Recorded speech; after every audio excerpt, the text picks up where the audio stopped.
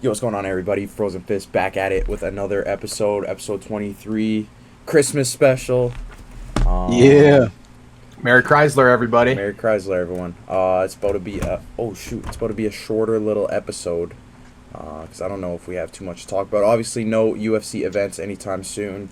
Still waiting until January 24th for UFC 324, but we do have a little segment to go over. We got some news, some fight announcements. But other than that, might be a little shorter episode. You know, the boys got Christmas stuff coming up tonight. But I spent some time with the fam. And yeah, man. I don't know. Not too much else to say. You guys got anything to add to that? No, it's just it'll be a chill little app. We want to keep up with the content. We want to keep pushing shit out. So we're thinking of all these little segment ideas we can kind of come up with just to kind of have some fun on the pod, have some topics of discussion. But like Ronnie said, it's Christmas time. Gonna kind of bang this out. Go spend some time with the fam. I'm actually getting ready to go to Minnesota for the World Junior with some of the boys. So boots on the ground in Minnesota for a little hockey tournament. Should be pretty fun, dude. Shit's gonna be fun as heck, bro. Shit's gonna be fun as heck. Going to the Wiggly Worms for the weekend. But Minnesota. That's gonna be a freaking fun little journey with the fellers there. Hopefully, do a little weekend trip. Hopefully the boys don't get in too much trouble down there. Oh, we'll behave ourselves. I mean, I guess other than that, shit, we can just get right into the news. Bear, what do you got? Yeah, like you guys said, Christmas special. This will actually go up after Christmas, so I hope everyone had a good Christmas. Facts. Spending time with the family and everything. Not a ton of news, but I will say I got a segment on top of the segment that we already have. It's a short, it's just something at the end of the episode that we can do. But yeah, let's get into the news. Let's get it. So, this was probably one of the bigger announcements, and the contracts were just signed. Movsar Evloev versus Lerone Murphy for UFC London's main event on March 21st. Confirmed? Confirmed, they just signed their contracts. It's officially official. Yo, when did that get official? How did I miss that? Just earlier today, the contracts were officially signed. It's way. been in the works for a while, so finally contracts were signed. This is official, the main event for London. Let's go, that's huge. That lines up perfectly with whoever wins Volk Diego. That's like a month after. Dude, that's fucking sick, bro. That's going to be probably not that title good. Eliminator. Probably not that good of a fight, but we'll see. Two undefeated gets. I know both of them aren't like crazy entertaining or anything, but we'll see, bro. It could be. There's obviously that added motivation of getting rid of someone's donut, but also getting that title shot. So that might be a banger. It might be ass. Either way, that's a big fight for the featherweight division. Yeah, bro, I'm not too sure how I feel about this. Obviously, I think it does make sense matchup-wise. Like you said, both guys undefeated. They're both on the brink of a title shot. It just sucks that we have to see one of these guys kind of lose that, because I do think both of them are quite deserving in their own respects. So that kind of sucks that one of these guys, whoever takes the L is they're going to have to work their way back up a little bit. I don't think it'll be a situation where, say Murphy loses, he's got to get like 3 wins back. It's probably one win. He could get one big win off a top contender. Depending how the fight goes, maybe a second, and then he's right back in the conversations. But like you said, just the time stamps, kind of how it works. It should kind of just make everything in that division align a little bit better. So yeah, it'll be a good scrap, dude. Someone's always got to go. Rocking with that one. Next up. What'd you say? I just said I'm rocking with that one, personally. Yeah. Next up, we got Loner Kavanaugh versus Bruno Silva. That's in the works for March 14th at the Apex. That's a good one. UFC is very obviously trying to push the Loner, catalog, but shit, I'm not complaining. I like Loner. He's got a lot of skill. He was winning that Charles Johnson fight until he wasn't. Until he got fucking flatlined, but bro, I'm excited to see this. I don't think bro should be fighting Bruno Silva this soon after, a loss to someone below. Or I think, is Charles Johnson below Bruno Silva? Either way, No, he's ahead of him right now currently. Yeah, he's ahead of Okay, him. okay. So I mean, in that way, it does make sense, but like still, I think you should probably give Loner a can, or like, I guess he's the 15th ranked flyweight now, which is weird. You know, getting moved up off a loss, but 15 going up against the 14. like I said, the UFC is very obviously trying to push the Loner, I guess hype train. But I guess I'm not complaining. This will be a good fight. Bruno Silva is good competition, I guess, for Loner. You know, Joshua Van passed the Bruno Silva test after taking a loss, so maybe this is Loner's get back. Maybe Loner's going down the same kind of trajectory that Joshua Van went down. You never know. Never know. That's kind of how I see it, bro. I can't lie. Obviously, Van getting taken out by Charles Johnson.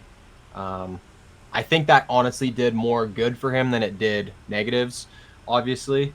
And I think against a guy like Bruno Silva for Loner Kavanaugh, like Bruno's 5'4" and one contest in the UFC. So it's not like he has a crazy record, but if you do look at his fight history, he's fighting a lot of the top end guys. He's coming off a win against Young Sun Park, lost to Josh Van, lost to Manel Kopp. So like he is kind of fighting up there with the higher level guys. So I do think like a win over a guy like Bruno Silva for Loner Kavanaugh, like that just puts him, like you said, right back into the kind of where the UFC wants him to be. It's kind of clear, like they're trying to build him up, right? He's a fun prospect. His fighting style is very fan friendly, so I like that matchup a lot for Loner. Even for Bruno, like he's a good little UFC. I wouldn't call him a vet, but he's had 9 fights in the UFC, so it's not like Established up and comer, right? Yeah, he's got the experience, so I think it bodes well for both guys. I like the matchup. Should be a good fight. Mm-hmm. Next up, Rongju is out of his UFC 325 bout against Quillen due to a knee injury. Did we find a replacement for this, John? I don't think yet. Hopefully they do. I think they will though. Surely they will. They want a guy like Quillen on that card, bro. They know what he brings. Yeah. Really liked by the fan base.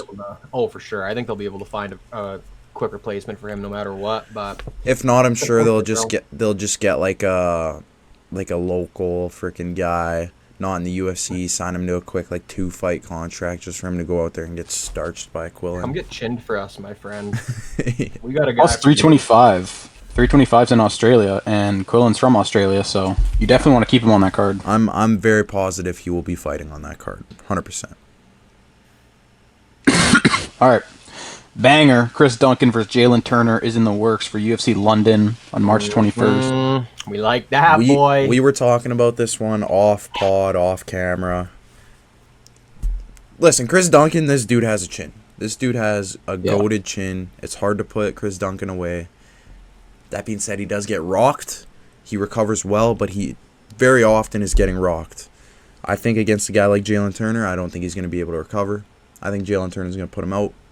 I think the Jalen Turner title run, it's starting. It's back in full effect after that win over Edson Barbosa. I think Jalen Turner's coming for blood.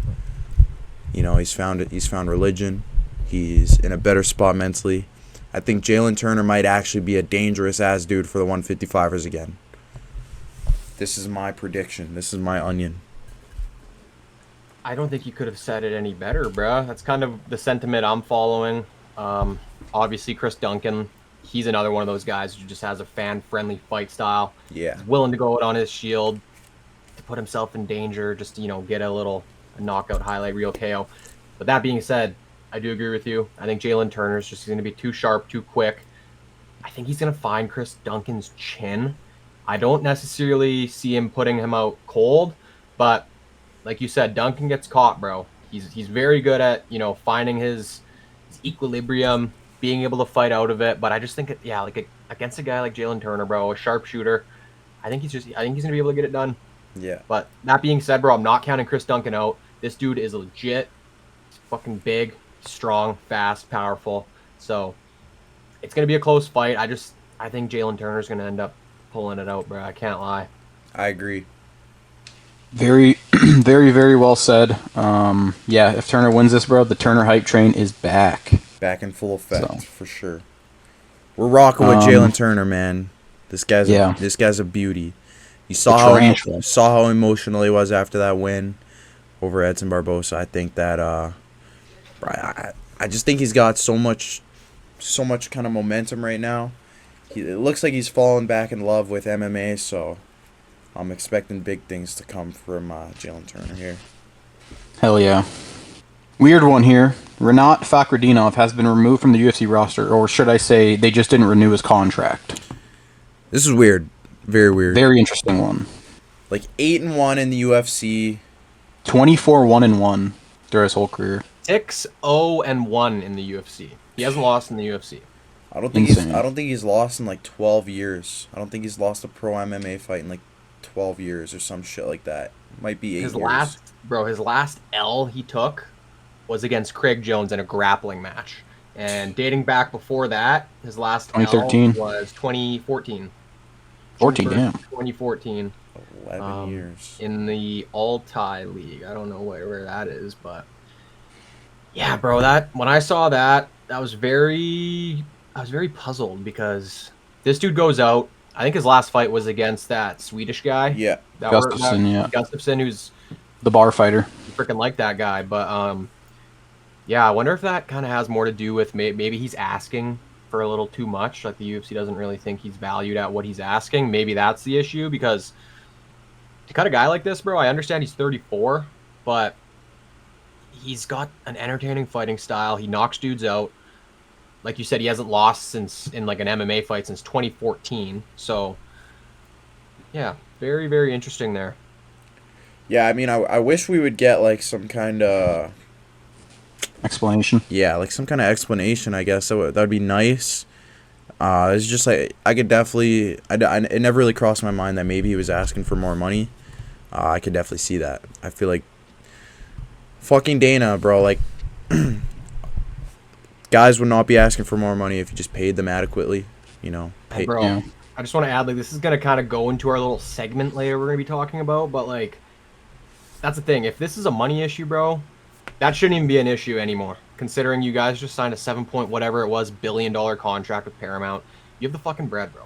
You're telling me you're gonna cut a guy like Renat Fakhretdinov, who hasn't lost in over 10 years, is undefeated in the UFC, has a fan-friendly fighting style. You're gonna cut a guy like him over someone like a fucking Hamdi Abdelhawabi or whatever you pronounce his name, like one of those like heavyweight fighters. Like, I understand, you know, the heavyweight roster isn't as crazy as, you know, most of the other divisions. You kind of just need bodies. But a guy like Renat Fakhretdinov, bro, like, I like that guy, dude. Yeah. So that's what makes me think it's kind of a money situation. But even then, that shouldn't be an issue with all the money that this freaking company's bringing in. You know what I mean? It definitely shouldn't. I feel like that's just Dana's, like, stubbornness, maybe. I mean, if that's the case, I don't want to, like, kind of falsely put this on Dana. You never know. Something could come out in the next couple days explaining kind of what happened, but yeah, I don't want to fault. It would be nice to kind of get like an understanding of why these guys are being removed. Yeah.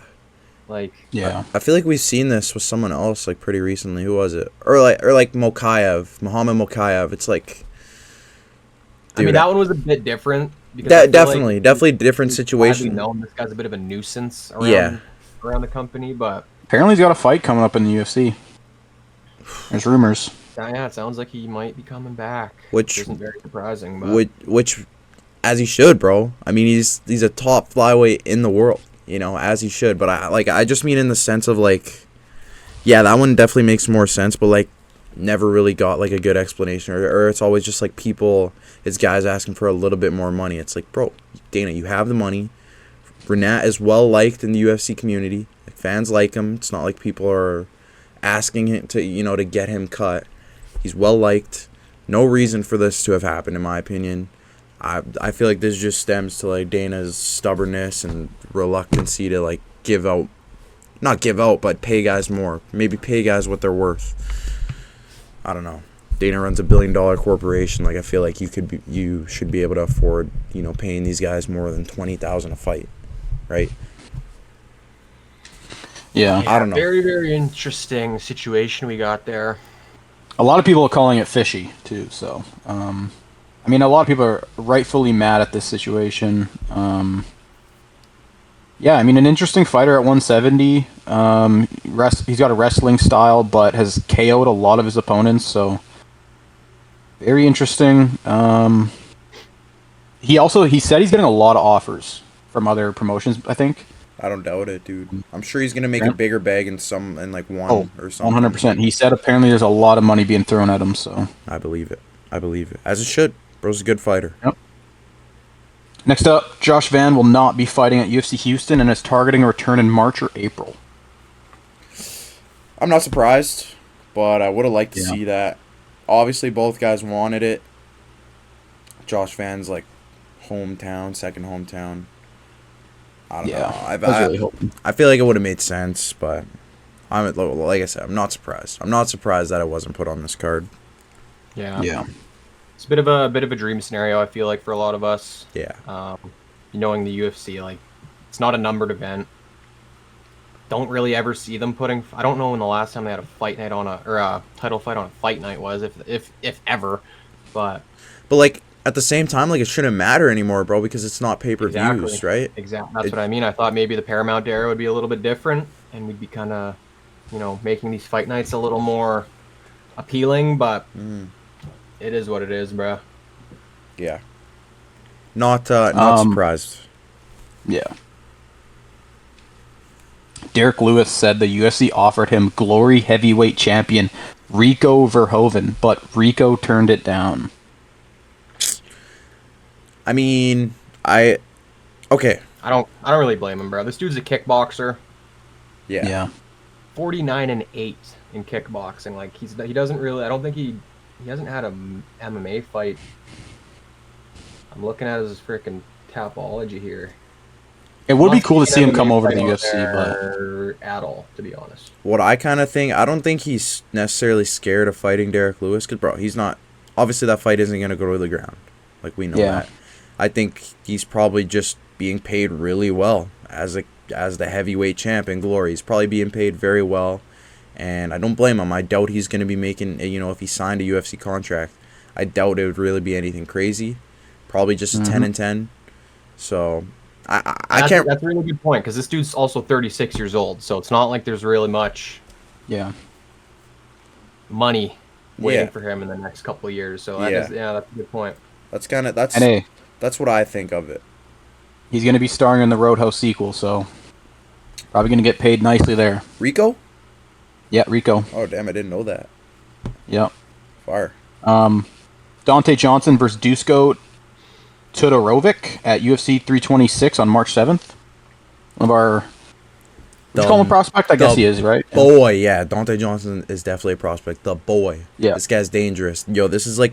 I don't know if you guys seen those like GIFs and Instagram comments. It's like hydrogen bomb versus sleeping baby.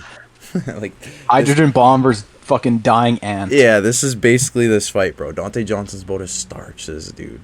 I think Dusko's like 4-6 in the UFC, some shit like that. Yeah, Dante Johnson's about to sleep this fucking git, bro. Lock of the year, maybe. Yeah, the lockjaw lock of the year. Yeah, this man's him. I fuck with Dante Johnson. He's a Frozen Fist photo liker. So, we rocking with that. Shout out Dante. Are high on Dante Johnson. We are high on Dante Johnson. Facts. We are. And finally, little situation here that I want to talk about. It involved a former Mexican? heavyweight. Former heavyweight, kind of legend, honestly. Andre Arlovsky versus Jack Doherty. It happened at the Jake Paul fight. I guess in the back, in the what would you call it? Just walking about, and Jack Doherty and his broccoli-haired buddies were. I don't know what they're doing. I don't know what they're doing. Yeah, we never know what this guy's doing, but Arlovsky threw a couple strikes. He got hit in the back of the head. Jack's security guard stepped in. I think he threw one punch, but then backed away. He looked pretty scared. Arlovsky's a big fucking dude. What do we think of this situation, man? Bro, I would love to starch Jack Doherty. Yo, no, I was talking with YouTube about this, bro. Once we get some clout, I'm getting on Aiden Ross's fucking boxing stream and I'm begging to fight Jack Doherty. Just cause, bro. Yeah. I want to chin this guy so bad. I'm tired of hearing this kid's name. Dude, he's Yeah. like morally just like a terrible person. Jack Doherty. He's literally gotten the fame for all the wrong reasons. Legit. He's a Just being POS. an asshole, fucking menace of a kid. Like, I don't know the whole situation with what happened with Andre. I did see the video, but I didn't pay too much. Like, I just don't. That shit doesn't fucking, you know, I don't look into tickle that my shit. fancy when I'm on the socials. But Yeah. anything Jack Doherty, yeah, it's just kind of a quick swipe by. But it would have been nice to see Andre just pop him on the chin. I did see, though, in the clip, it almost looked like Jack was kind of like pushing a security guard towards all the hot area. So, not a great look for him, but I mean, I don't blame him, bro. That's Andre Arlovsky, bro. Fuck, I'd send my security guard after him too. Yeah, I don't blame him at all, but why is he like getting in that situation, bro? Like, why? Exactly. I swear there's always some kind of interaction or I don't know what the word I'm looking for. Just like some kind of like rumble because of him, bro. You know, he's just like he's a fucking He's just trying to cause controversy to keep his name out there. Yeah, that's actually probably it. He's a rat of a thing. I would sleep Jack Doherty. Sleep him. Genuinely a terrible Jack. human being. I would you. sleep him and then teabag him. Type shit. BO2 You know he used to post puck trick videos. No way. Yeah. Come He used to on. yeah. Bro's I mean, that doesn't surprise me at all that he's a fucking hockey player, bro. That really does not surprise me. That's crazy nuts. the way that guy's life turned around. Yeah, and he wants to set up his security guard versus Andre Arlovsky in a boxing match, I think, with some money on the line. Dude's trying to get a security guard ruin his slept. security guard's life. Yeah. Yeah, give him permanent CTE for life. Yeah. He's gonna pass it on to his kids. Jack Doherty, I'm sending this message to you right now. You're a pinhead, and I want to scrap you. I don't need money. I don't need compensation. Let's hop in the octagon, hop in the ring, whatever you want. I'll wear 16-ounce gloves. You can go no gloves. You can go bare knuckle boxing, and I'll fucking sleep you, Jack Doherty. You're a clown. You're a loser.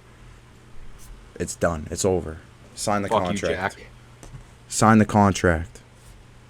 Sign the fucking contract right now. Fuck you, Jack Doherty.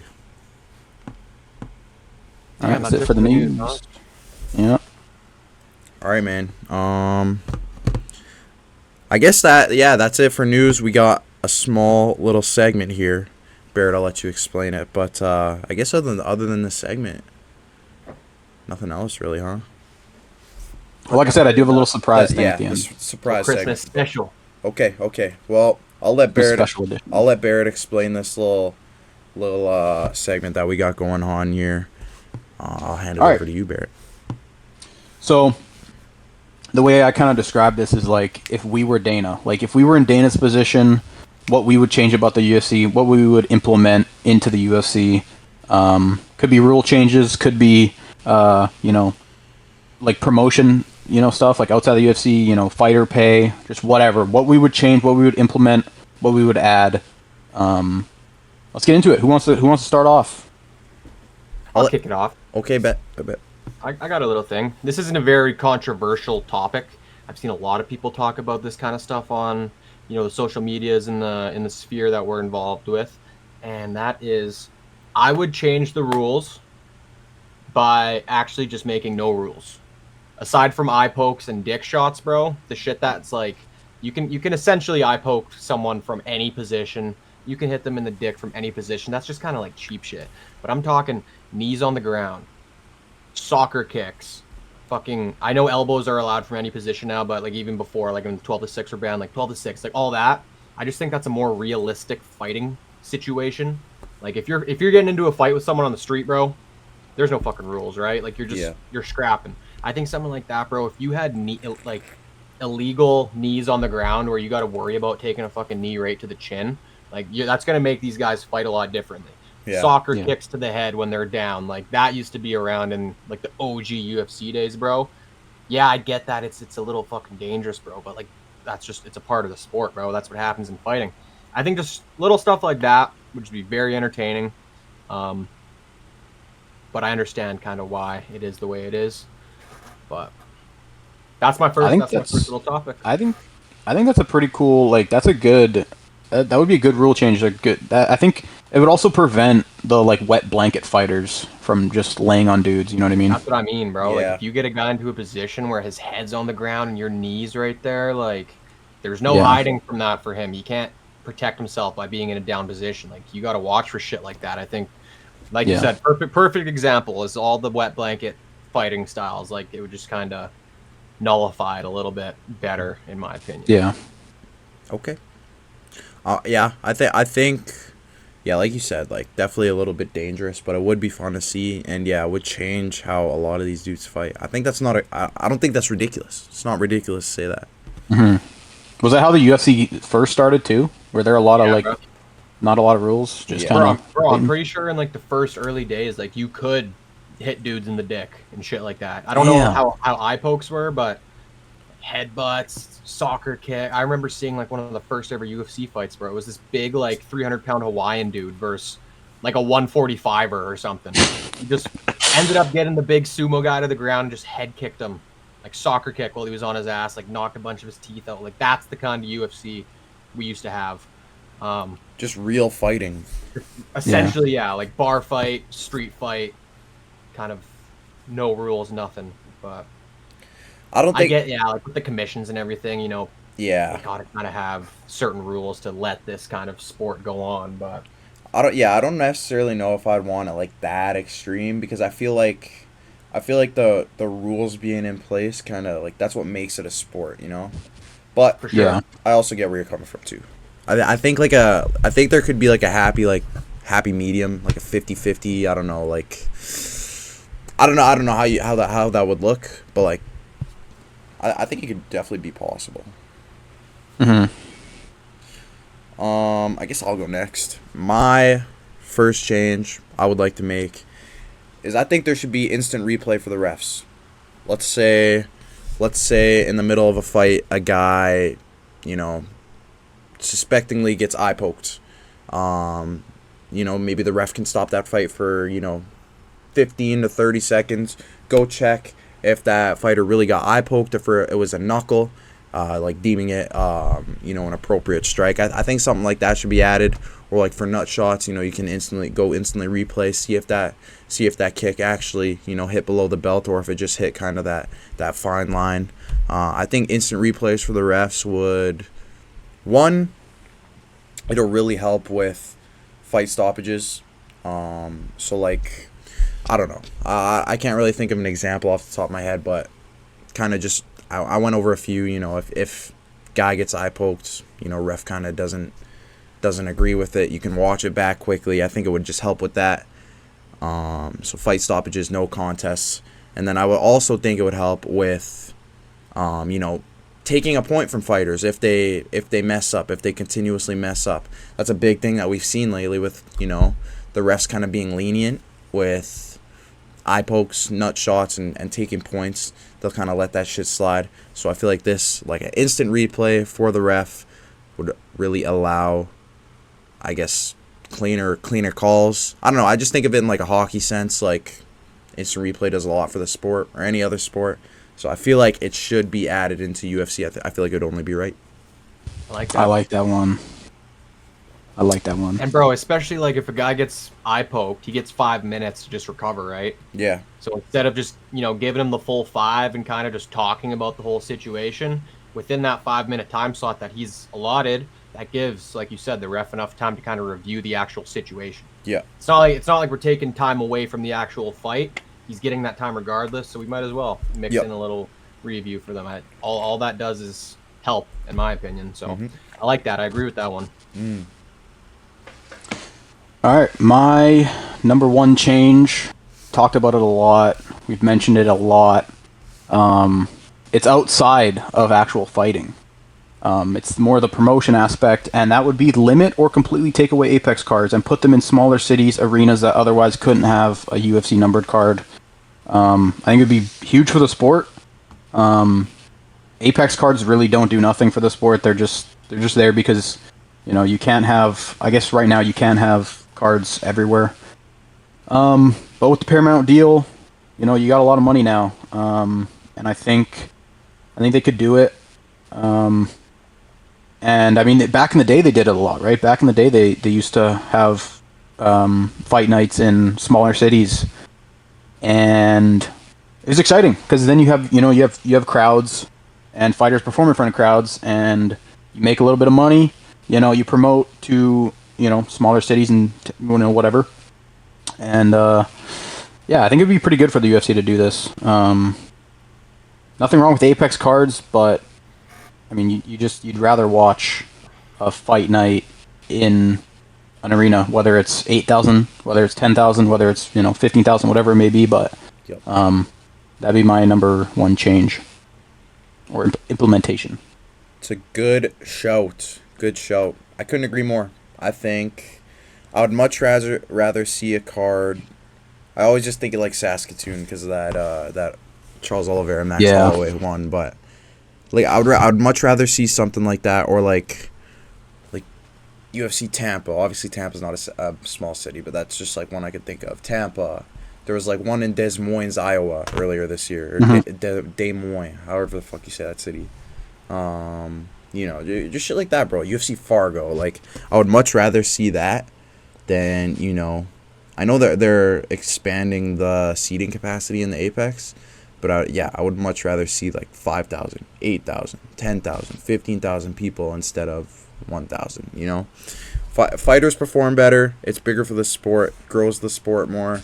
I feel like this is actually like a no-brainer, especially for all the money that they just got as a promotion, and this would make them more money for more ticket sales in bigger venues. I don't know. I feel like this one is a complete no-brainer. Exactly, no brainer. This was my second point. I just think, like you said, it brings just more eyeballs, bro. Like imagine having, like you said, like a UFC Fargo or something. As someone who's never seen a UFC event before, kind of has an idea of what it is, but has never watched it. Like if you see an event come to your hometown, bro, and the tickets aren't crazy expensive, it's pretty accessible to go there. You might get someone who's never watched before, just kind of give it a shot. Like, I'm going to go check this out. Why not? Instead of just having it at the Apex in front of 1,000 fans Who know about the UFC already? who know about the UFC already. Yeah, and it's mostly family, friends, trainers, whatever. The fighters are going to want to perform in front of a stadium, regardless of how much bigger it is than the Apex. Just being somewhere else, bro, and just the fight weekend itself, like the build-up to that Saturday, they're in the city, they get a vibe for the people, the town they're in, all the festivities. Like I just think it would be so much better that way. So I do like that pick. But since you took that for mine, I'm just gonna go something simple. I'm just gonna go fighter pay, bro. I think looking at the money that these fighters are bringing in compared to a lot of the top end other sports like football, hockey, soccer, baseball, basketball. I know a lot of those players are making like tens of millions of dollars, right? So it's a very wide spectrum. And I just think now that the UFC is where it's at, with the Paramount deal, with all the money they're bringing in, I think you got to raise the fighter pay minimum to at least 150 grand per fighter, base salary. I don't know what it is right now, if it's still the 10 and 10 or 12 and 12, 15, 15, whatever it is. I think you completely get rid of the win money and just have it be a base purse essentially. Every fighter gets $150,000. Yeah. I just think that, like, we've heard all of these like little nightmare situation stories of these fighters who will go make their debut in the UFC and they still have to work a second job. Look at like Malcolm Wellmaker. He was able to quit his job because he came in and got a couple, performance bonuses, knockout of the night, whatever it was. He was able to kind of build that money up. But a guy like Ethan Ewing, for example, comes in, makes his UFC debut against Malcolm Wellmaker, upsets him in the way he did. He's back on the frickin' construction site like the next day. You know what I mean? Yeah. Like, I just think, like, these guys, they're fighting at the top of the top for MMA, mixed martial arts sports, bro. They should be paid like it. Mm-hmm. I also think maybe even raising the bonuses in itself from 50K to, like, 100K wouldn't hurt either. I understand 50K is a lot of money for these guys, but, bro, if you double that, just think of, there's going to be guys that want that money so bad, bro. They're going to go out there. They're going to try to incentive a little bit better. Like, yeah, exactly. The incentive's just a little bit better. I just think, yeah, if you're fighting at the top of the top, bro, you're in the best league in the world. you should be paid a little bit better than what it is right now. I'm Yeah. gonna just leave it at that. I think minimum. I think guys should minimum be paid 6 figures a fight, 100 grand. I don't know, like Yeah. that's more than enough for them. They could fight once a year and live off that, and Like, still bro, be. look at the base salary for like a hockey player. You're coming in your first year, you're making minimum 950K.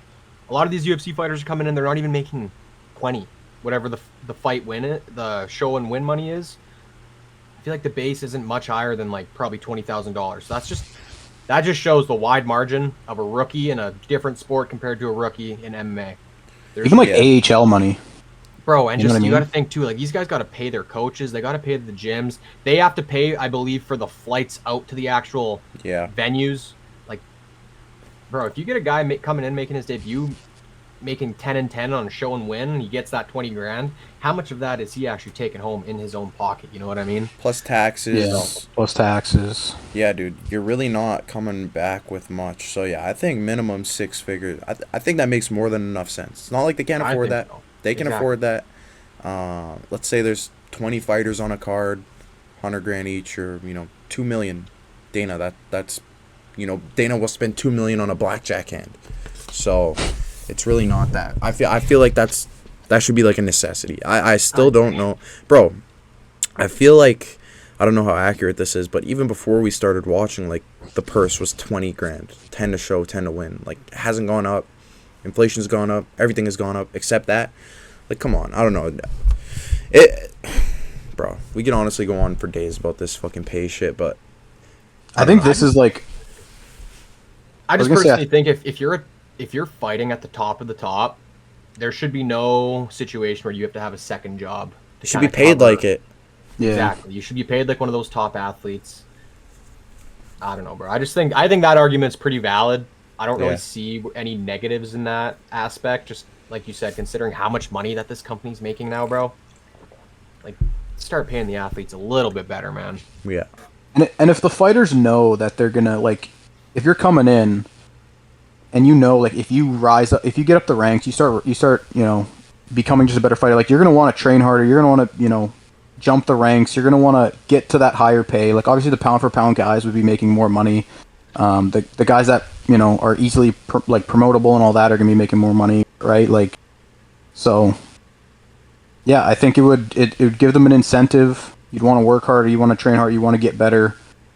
I think it makes a ton of sense, and I think a lot of people would agree with this. You gotta pay the fighters more, man. Absolutely, bro. Absolutely. Hold on, I just want to check something. Okay. Okay. For my next pick, it's kind of related to my first one, but I think we should have a ref cam. Ref cam. I don't know if they'll wear like the Meta glasses, Ray-Bans, or have a fucking GoPro on their chest or something. But I feel like ref cam, especially if instant replay is added, like I say it should be, gives you a better angle. Obviously, there's stuff, dude. Just in MMA, there's a lot happening at one moment, right? You can watch one fight and see 15 different scenario play out every single time. Like there's things that you miss. And I think that a ref cam from that angle specifically will really help, especially like cracking down on eye pokes, cracking down on nut shots, cracking down on this, that, or the other. I don't think this one is as big of a necessity as something like fighter pay or instant replay or no Apex cards. I think this is just one that could be like. It would be cool. Yeah, I think it would be cool. I think it should be added.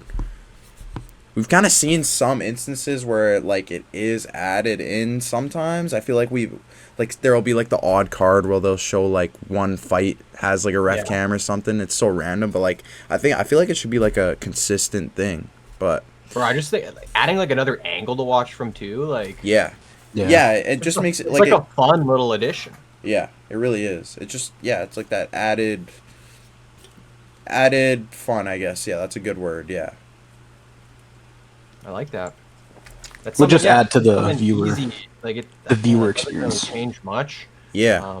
It's a little cooler. You get to see, from the ref's POV, like you said, a lot of shit does happen that, pretty easy to miss. So just with another camera angle as close as it is, I think it just adds another aspect of entertainment for one, and just for like the diehard fans, bro, that kind of have a better idea of what's going on. Like just to, Yeah. like I said, get a closer look. Like I don't think that hurts anybody. Yeah, like get a really close view on like a certain type of sub or something. I don't know. I think it would be a cool addition.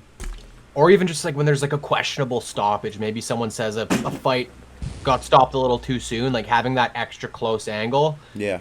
just to kind of get an idea of what the ref saw. Maybe the dude's eyes rolled back a little too far, or Yeah. his head, Yeah. snapped back, kind of looked like he went out. Like just little stuff like that, bro. I think, I like that addition. Yeah, especially when the ref goes in to like break up a fighter. Yeah, like a submission. You get to see it up close and personal. I think that'd be pretty cool. Yeah, dude. My second, another one that I've talked about a lot. I think we all kind of would agree with this. Penalize dirty fighters. There needs to be serious consequences for blatant cheating, such as eye pokes, dick shots, whatever. But eye pokes, easily the worst type of foul in the UFC, and there's pretty much no punishment for it. Like, it's non-existent, right? So, the warnings, I'm sick of the warnings.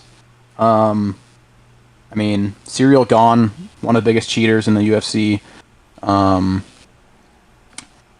It's just like, bro, if an eye poke happens, call it out right away, take a point, whatever. There shouldn't be more than one eye poke in a fight. Yeah. Dick shots is kind of the same thing, like, but I just think we got to penalize these dirty fighters. Penalize these fouls. That's my second. Yep. I agree. I feel like that's just been a big topic of conversation the last year with all these outcomes we've had. Like, it's crazy. They gotta find a way to be a bit more strict with that kind of stuff. But a lot of these guys are kind of just skating by, sneaking out these little dirty moves and shit like that. But and a lot of them are on purpose too. Exactly. Because you can get away with it. Exactly. As much as we like Derek Lewis, you obviously hear this guy like trolling about like purposely throwing fucking dick shots and shit. It's like, bro, these fighters know that they'll likely get away with it, and a lot of them do that shit on purpose, and understandably, gives you an advantage. Why not if you know you're not going to penalize? But the way I look at it, bro, is like, you watch a hockey game, player accidentally sticks his leg out, catches someone and trips them, he's getting a penalty, It doesn't matter if it was an accident, it doesn't matter if it wasn't meant to happen, he's getting a penalty. And I feel like eye pokes, nut shots should be the same thing. Take a point as soon as it happens, because that fighter's going to be extra cautious, next couple rounds to not do that shit again. So I don't know. I agree. Yeah. Okay. I was just gonna add to that, like, dick shots, bro. They could end a fight. We've seen it before. They can end a fight. Eye pokes can end a fight. Could end your career. And there's no punishment for it. It's fucking unbelievable. Yeah. You can go on, but yeah. Yeah, for my third and final topic, I'm kind of leaning on two different options here. But I'm going to go with, I would like to see MMA kind of have, not like a tournament style system, but do like a promotion versus promotion kind of thing. Get like the, it doesn't necessarily have to be champions every single time, but get like the top contenders from, each division. Say you had like a Sean O'Malley going up against PFL's one of their top bantamweight, stars or whatever. Like, I think something like that would be a little fun. Nurmagomedov. Exactly, bro. Yo. Something like that. Like, I know it's probably never gonna happen, because if we were to see like a fucking Peter Yan, the bantamweight champ, go up against the bantamweight champ from a different promotion and lose, that's not necessarily a great look, coming from the UFC side. Like, this is supposed to be the top of the top, pound for pound best bantamweight fighter in the world. But I just think it would be cool to see a lot of these UFC guys from their promotion come over and fight guys from like the PFL or something. Like, I just think that would add like a different, style, not style, but just different interest, almost intrigue. That was kind of where I'm going with that one. And then I did just want to add, like, even a little bit of a hot take, but take out the round-based system and just have never-ending time limit fights, bro. Just fight until someone can't anymore. Dang. Take the judging away. just let these guys go in there. Maybe cap it at like 20 minutes, and if no one ends up tapping out or getting KO'd by the 20 minutes, then you kind of just base it off, the 20-minute time span you had and determine who the winner is. But I just think like if you were to have like a never-ending round, like someone's gonna stop eventually, right? Whether they get caught with something, whether they get just gassed out. I think that would be pretty cool. But will we ever see that? Probably not. Probably not. I like that. I like the first idea better, but I feel like you could do that with like strictly UFC guys, like an Olympic style tournament, like country versus country. That would be cool. In that way, you just keep UFC fighters going against UFC fighters. So I definitely like that. I feel like a tournament style. It's hard to do tournaments for MMA, obviously, because you get so banged up in a fight. But like, let's say you get like 5 guys from the same country. Maybe do it like a catch weight little thing. So I don't know. I feel like there's probably ways you could do that, but that'd be interesting to me. That'd be interesting to me. My third and final change I would make. This one is a bit of a hot take. I think that the apex-sized octagon should be placed in every single event. Smaller octagon, I think it's like 5 feet smaller. Obviously, we see the fights at the Apex, boys. Usually, those Apex cards have a lot of big knockouts because of that smaller octagon. It makes a really big difference. Guys cannot. You can't be on your back foot as much. You got to stand in the pocket a little bit more. Guys can cut off angles a lot better. It's just, I feel like it just makes the fight makes it move a lot smoother, move a lot quicker, and I think it would just allow these guys, especially like heavyweights, it would make them probably elevate their training, elevate their cardio. I feel like you wouldn't see guys gassing out as much because they know they're in a smaller octagon, got to train harder. So just situations like that, and obviously you're gonna have more finishes if you got guys cutting off angles quicker, right? Like you got a dude like Ilia Topuria closing up on you in a fucking apex-sized octagon. You're about to get chinned. You're about to get slept. So I think it would be a cool addition. I don't know. Even I'm still kind of iffy with it, but it's something I would like to see. At least try it out. What about this? Because we've heard guys like Sean O'Malley in the past say he likes a bigger octagon just as a striker. He has more space to kind of hop in and out, evade, keep that distance. What if they came and said, okay, numbered events only, like I guess pay-per-views in the old verbiage, the champion gets to decide what size octagon he fights in, and that's how it is for the entire card. Because like the champions, like they get first say on like color shorts they wear or whatever it is, right? Imagine they had that incentive. Like I can choose whether it's the bigger size or the smaller size, and that's just how it's going to be for the entire card that night. And then all fight nights are just the smaller size octagon. How would that go over? That'd be cool. I feel like there'd probably be a lot of kind of, I guess, people arguing against that. Maybe guys just not wanting to fight in the smaller octagon will be like, oh, why the fuck does this guy get to pick? Blah blah blah blah blah. But that'd be cool. That'd be cool. What happens when you're the champion, bro? Yeah, you get those perks. You get to call the shots, man. Because, bro, like I would imagine, like I said, O'Malley, he likes a big cage, whereas a guy like Rob or something, bro, he probably wants that small cage, so he has less distance to cover when he's trying to fucking, maul you, right? So I think that'd be pretty cool. Just kind of giving the champion the option to kind of choose what he fights in, and that kind of just that'll kind of be how it is for that entire card, and every other fighter just kind of has to deal with it. Hell yeah, bro. I really wonder how like a fighter like Islam or Hamzat or like you said Marab, like how they would do in a smaller octagon like that against some top guys. Yeah, interesting. I think they would like it, bro, because like a fighter like that, you're obviously on your back foot a lot. Like you gotta if you got a guy stalking you down, trying to take you down, like you're almost backing. I mean, we saw Sugar 1 versus Marab. Sugar versus Marab 1. Sorry. You got one fighter backing up the whole time, circling the cage. You got the other dude just pressing forward, looking for that takedown. So I feel like a smaller octagon would kind of favor those wrestlers almost. But it could also favor a striker too, because you can cut off angle. Like I said, Ilia Topuria, like if that dude's in a smaller octagon, he's cutting off angles a lot quicker. Like, bro, you're gonna get sparked, So I don't know. I feel like guys could benefit off it. Guys could not benefit off it. So My third, kind of, as well as Ronnie sounds kind of a bit of a hot take. Be interesting to see what you guys think of this. I would completely take away interim titles. Eliminate the confusion by only having one belt per division. No more, in a division, there's obviously your champion, and then there's this other guy who's got the interim belt, whatever, just waiting for the other guy to come back, or whatever the situation may be.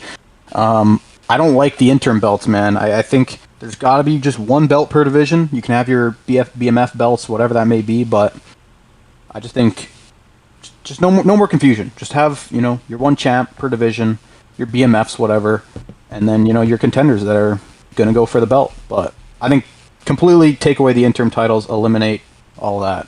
That's my third. Okay. I think sometimes they do make sense, but Yeah. I also see where you're coming from. Yeah, if there's a need for an interim belt, I feel like you could probably just strip that champ, So Yeah. I definitely get where you're Exactly, coming yeah. Exactly. If that fighter is not fighting, or if they're not going to fight for a while, and you obviously want to keep the division going, you want to keep the belt moving, then yeah, strip him. And you know what? He'll eventually have to come back eventually and earn that belt back. But I think it would also just make the title just more sought after, because it's only one. You only got one per division. Yeah. No, that's fair. That's fair. I feel like there could be an asterisk beside that, because I don't know. I think of Pantoja. Let's say that fight was just a no contest. He didn't end up losing his belt after he broke his arm, or Tom Aspinall. We'll use that as an example. A guy who's respected, a guy who's earned that champ status. I think Pantoja might be a better example, because he's been defending his belt for a lot longer. I feel like it would be unfair to strip Pantoja if, let's say, he broke his arm and it was a no contest. Let's say Josh Van didn't win the belt. I feel like it'd be kind of unfair to strip him in that sense. That's true, yeah. I mean, and that's why this is a hot take, right? There's good things about this, but there's also that aspect of, you don't want to strip a guy who's been defending for a while, who's kind of a legend, you know what I mean? Yeah, no, that's fair. So there is that. I mean, you could also you could strip him and then guarantee him that when you come back, you're fighting for the belt, So yeah, that's kind of the Pantoja situation right there. So no, I feel like it would work, and I get where you're coming from for sure. I like it. Yeah. All right, man. I mean, that's it for that segment. Barrett's got a small little segment for us. I guess I'll just let you explain it, Barrett. All right, so not really too crazy of a segment. I just thought, because this is a Christmas special, we'll just do a little bonus thing, and that is UFC blind ranking. So I'm gonna give you guys each 5 fighters, and you guys are gonna have to blind rank them. Okay. So who wants to go first?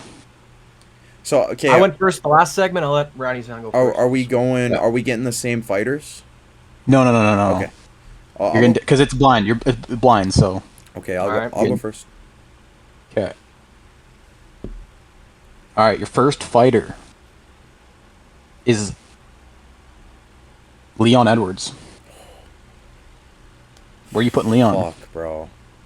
That's a tough one. Leon is so buns, and I'm very tempted to put him 5. But dude, you're gonna give me someone who's just so dookie after him. So I feel like I'm gonna put Leon. Know. I'm gonna put Leon at the 4. I'm putting Leon at the 4. That's where I'd have him. Yeah, that's a good spot. All right, putting Leon at 4. All right. Your next fighter is Piotr Jan. Bruh. You're freaking dang. You give me a tough one, bruh. Peter Yan arguably just had the fucking best bantamweight performance of all time. Dominant. This is really tough, bro, but there's got to be someone better than Peter Yan that you're going to give me, so I'm going to put him at the 2. All right, you're playing it safe. All right. Your next fighter is Charles Johnson. That's a very easy 5. I mean, oh man, you're gonna give me someone so dookie after though, and I'm gonna have to put them at the 3 or something. But I'm gonna go. You got 2 fighters left, and you have 1 and 3. Are you confident? I mean, I feel like you have to put him behind Edwards. Charles Johnson is not better than Leon Yeah. Edwards. He's not better than Peter Yan, obviously. So I feel like 5. I'm going Charles Johnson at the 5. All right. Charles Johnson at 5. Okay, you got 1 and 3 left. You got 2 fighters left. Your next fighter is Jamal Hill. Oh my gosh, bro. I mean, 3. Gotta go 3. Honestly, that's not crazy though. Like Jamal Hill and Leon, those two are fucking dog water. So I'm not mad. I'm not mad. I'll put Jamal at the 3. Yeah, like you said, Leon Edwards and Jamal Hill. That's 3 and 4. I mean, you could swap them. It really doesn't matter. Like, I mean, this is the fun of blind ranking, right? You don't know who's next. So yeah. And for your number 1, Chris Barnett. And for your number Hamdi Abdul-Wahab. For your number 1, your final fighter, like you said, I mean, you got Peter Yan at 2. Who's your number 1 going to be? Your final fighter is Arman Tsarukyan. Okay, I'll take that. I'll actually take that. Honestly, that's tough, bro. I probably, if I was to rank those, okay, my real ranking would probably be Peter Yan, Arman. Yeah, you'd flip them. Leon, Jamal, Charles Johnson. That'd be my real ranking. So I'm not too mad. I feel like you could honestly interflip Peter and Arman, and then you could flip Leon and Jamal. I think Leon is kind of... I think the way you have it right now is how I would actually have it. I can't lie. Dang, okay. I can't lie. You think Arman Tsarukyan is a better fighter than Peter Yan? Pound for pound? Yeah, I would argue, yeah. I can't lie. Just based... I mean, yeah, I know how good Peter Yan is, but that was one performance. I understand how good it was, and I do understand how good he is as a fighter in general, but I feel like we're just basing a little bit too much off his recent fight. That being said, could be interchangeable 1 and 2. I just think I would put Arman at 1.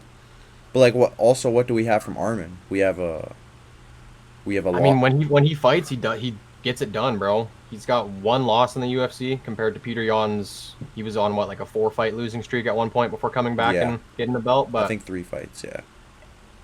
And his only loss was against Islam in the UFC, so that's fair. Or no, that's a lie. He lost to Gamrot, but Gamrot. That was like, yeah.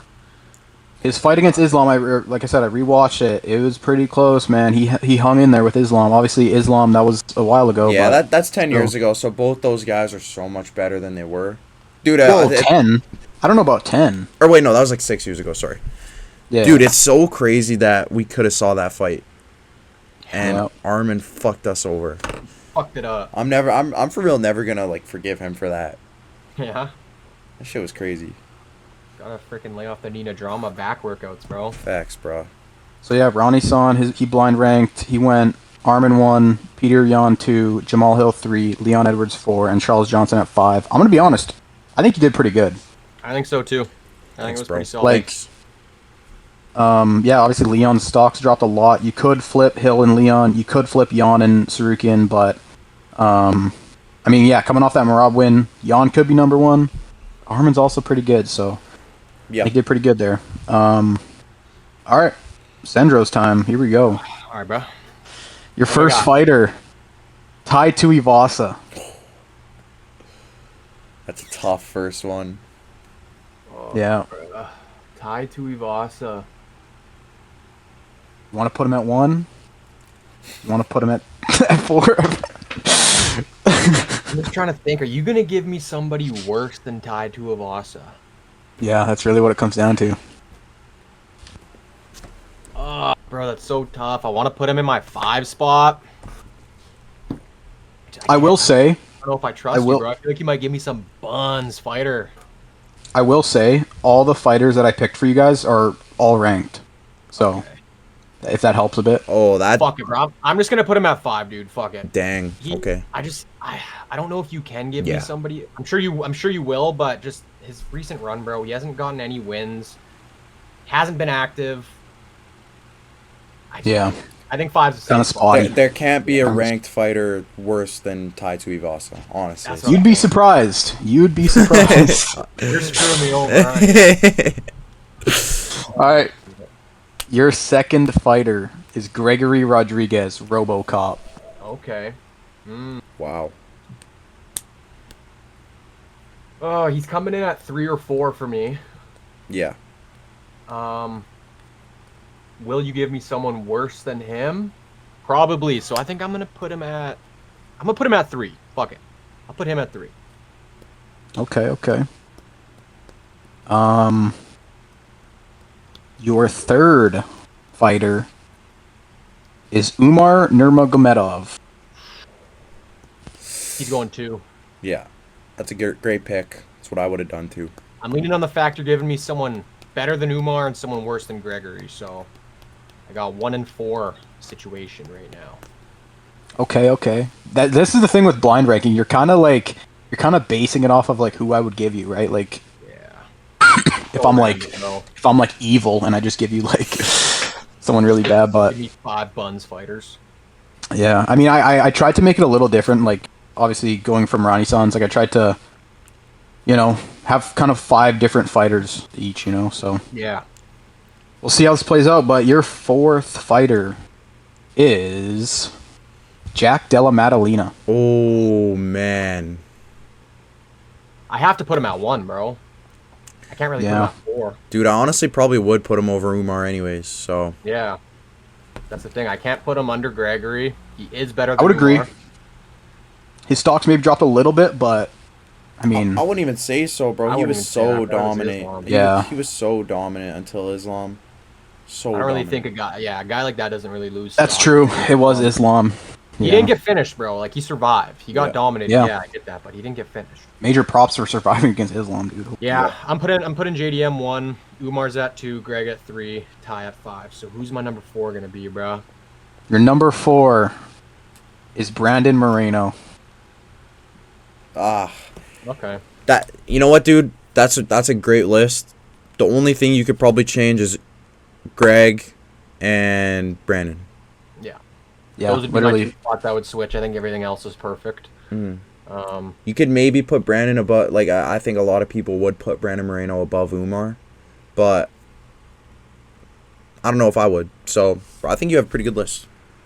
I would arguably probably put Brandon over Umar just based on what he's been a champion. True. He's beaten top guys. He's been doing it for a lot longer, but yeah, I think that's the one staying on my list is the Brandon Moreno at 4 over Gregory Rodriguez. But hey, bro, Yeah, I'm not complaining. I think that list is all right for what. I think it's pretty solid. Yeah, I would definitely have Jack at 1. Yep. Umar, I think I would have at 2, and then Gregory Rodriguez and Brandon, I would probably flip those 2. But yeah, Sandro, he got JDM at 1, Umar at 2, Gregory at 3, RoboCop at 3, Brandon Moreno at 4, and then Tai Tuivasa at 5. I think it's a pretty solid list. I'm not mad about it, bro. Decent list. That's Blind rankings, they're fun, bro, because you don't know, and you're kind of you're going off of like what my thought process would be and who I would give you. So some real ball knowers right here. We know ball. Yep. Frozen Fist. That's why you guys gonna follow up. But shit, man, I think that's it, man. The boys are For done. the Christmas app, huh? Yeah, a little Christmas app, week 23. About to go spend some time with the fam. I bet you're eating good tonight at that damn Italian household, huh? I don't even know if I'm gonna have room for that Italian food, bro. We're having Chinese at my place. Chinese food. We eating good, bro. We eating mad good on Christmas Eve. That's for sure. Yo, are you supporting Song Yadong, bro? That's fucked up. That's fucked up. Yeah, bro, come on. It's Sean O'Malley. That's Nah. That's FUD up. That's FUD It's rainbow colored Asian food, bro. Oh. Yeah, nice shit. Fire. Shit. All right, Frozen Fist fans, that's it, man. We're done with the pod this week. Hope y'all had a good Christmas. Yeah, hope you guys had a great Christmas. Hope you didn't get any coal in your stocking. Hope you guys got what you asked for. Hope you spent some good quality time with the fam. Maybe you got some cool UFC gifts, maybe. Yep. I actually did. Got a Sugar Sean O'Malley t-shirt. Let's go. Hell yeah. So Let's go. I will be repping that. We will be repping Sean O'Malley versus in his fight for Song Yadong. We will be cheering for Sean. We will be. It's actually the same shirt that Colin got. So Nice. me and bro about to be matching. I don't have to wear It's a his dope shirt. I don't have to wear his shirt anymore. Yeah, bro, it's a sick shirt. But yeah, hope you guys had a great Christmas. Hope you guys enjoyed this ep, week 23. We didn't even mention, bro. I just turned 23 myself. Michael Jordan year. Oh. So we're about 23 Let's get episodes. them happy birthday Randy signs in the chat. yeah, Yeah. we're about to run up the bands at age 23. About to run up that money, run up that bag. But Bro's an unk. yeah, I am an unk, which is crazy, bro. 23 is insane to say, but shit, it's fucking. It's the year of Frozen Fist, bro. It's the year of Frozen Fist and the year of Stacking Cheddar. Yep. So Frozen fist to the moon, baby. Age 23, 23 episodes. Yep. Boom. yep, Type shit. boom. So I hope you guys enjoyed. Main episode. Hope you guys have a good holidays. Merry Christmas. Merry Christmas Merry and Chrysler. Peace the frick out, Frozen Fist fight fans. Hope you have a Merry Christmas. We'll catch you guys later. peace out, Butterheads.